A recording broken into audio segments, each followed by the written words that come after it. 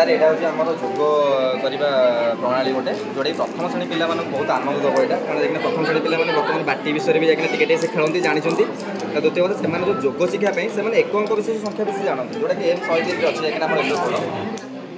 ଟେକ୍ନିକ୍ଟା ହେଉଛି ଆପଣ 8 ଯେଉଁ ସଂଖ୍ୟା ଲେଖା ହେଇଛି 8 ଯେଉଁ ଘରେ ସେଇ ଘରେ ଯଦି ଆପଣ 8 ଅଛନ୍ତି ସେଠି 8ଟା ବାଟି ପକାଇବେ ସେ 8ଟା ବାଟି ପକାନ୍ତୁ ଗଣି ଗଣିକି ଏଠି ଆପଣ 8 ନମ୍ବର ଘରେ 8ଟା ବାଟି ପକାନ୍ତୁ ଆଜ୍ଞା।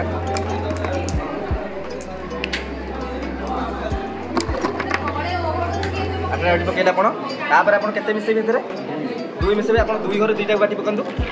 तो ये हूँ आम 8 रे 2 मिसला तो पिला जान केमती 8 रे 2 मिसला ना 8 रे 2 मिसले 10 पिला ये गण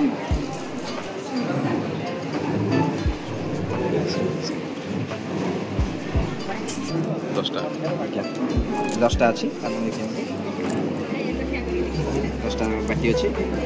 जोग फल।